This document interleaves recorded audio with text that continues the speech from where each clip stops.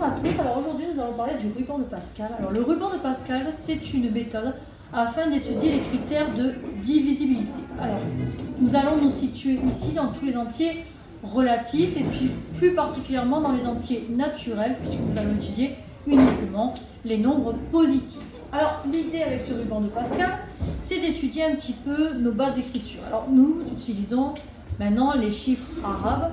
Et nous sommes donc en base de 10, c'est-à-dire que nous avons les unités, les dizaines, les centaines et les milliers. Alors, est-ce qu'il existe d'autres bases? Eh bien, en effet, oui. Vous avez actuellement la base de 2 ou base binaire lorsque on travaille en informatique avec des chiffres de 0 et 1. Tout ceci est lié à la notion de congruence. Alors, cette vidéo est destinée aux élèves de maths experts, travaillant sur la notion de congruence. Alors, là, l'idée, c'est de quoi?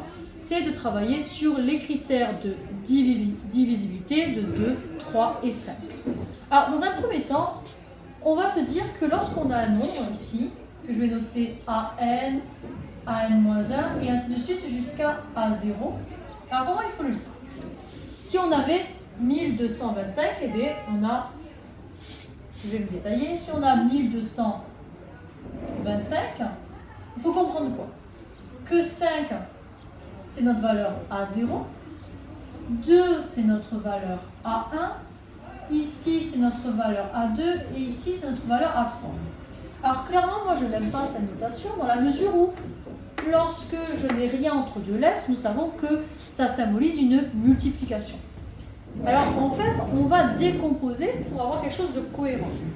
En effet ici c'est donc les chiffres des unités, des dizaines, des centaines et des milliers. Nous allons donc pouvoir le décomposer grâce à la base de 10. Je m'explique.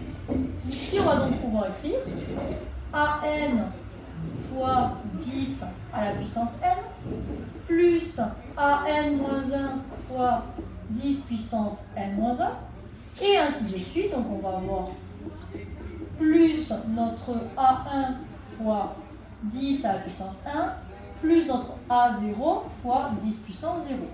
Alors, toujours, moi, j'aime bien illustrer mon propos avec un exemple.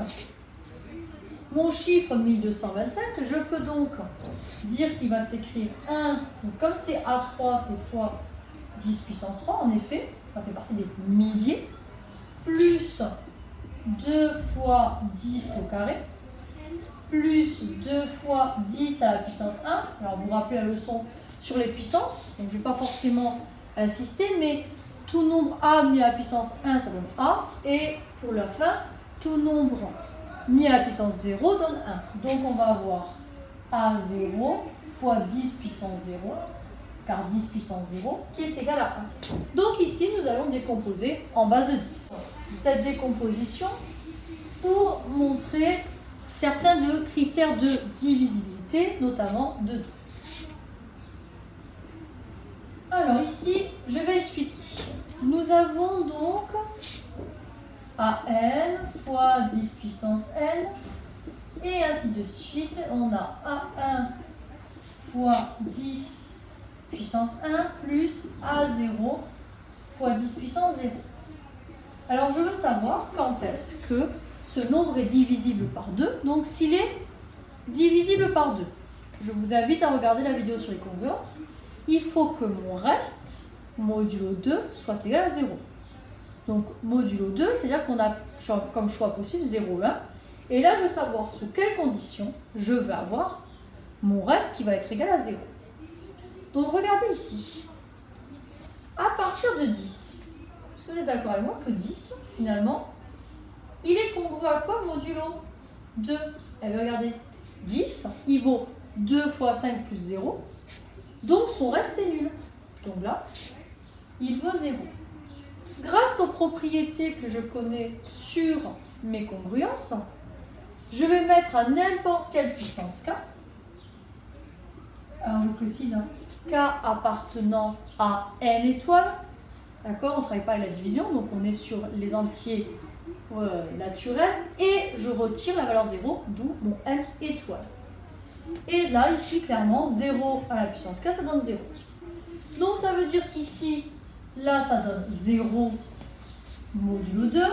Donc, le A1 s'annule et ainsi de suite. Donc, il va nous rester à la fin, modulo 2.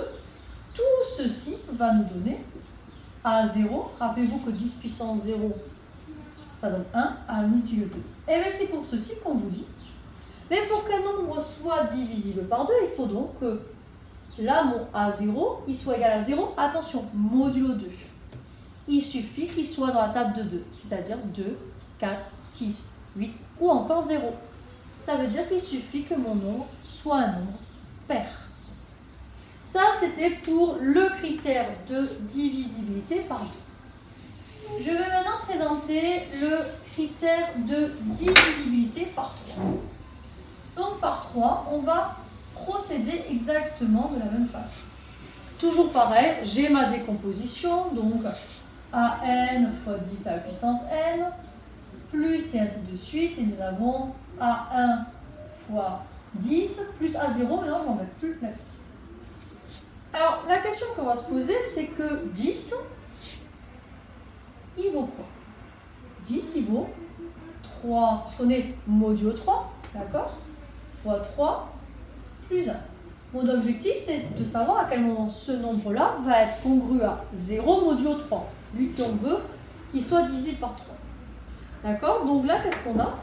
On a clairement que quoi qu'il arrive, 10, il est congru à 1 modulo 3. Or, on se rappelle des propriétés sur les congruences. Si je mets à la puissance k, on met le quart de chaque côté, puis 1 à la puissance k, je suis désolée, mais 1 fois 1 fois 1, ça donne toujours 1. Donc je me retrouvais avec 10 puissance k, qui est congru à 1 modulo 3. Donc là, ça va donner quoi? Eh bien, tout ceci, ils vont se transformer en 1, et là, on a déjà 1. Ça veut dire que ce nombre, il va être congru à AN plus AN moins 1. Vous voyez, les 10 qui accompagnent la multiplication de 10 puissance, et bien ça donne 1. Donc ici, plus A0 modulo 3. Or, ceci, je veux qu'il soit donc un multiple de 3, puisqu'on veut du 0 modulo 3. Et donc, que va-t-il se passer? C'est pour ça que depuis que vous êtes au collège, on vous dit, pour savoir si un nombre est divisible par 3, j'additionne ces chiffres. Et ces chiffres doivent être dans la table de 3.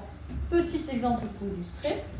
Si on a ici 126, d'accord, on a ce système-là où finalement on s'en moque de la décomposition, on va donc additionner ces chiffres.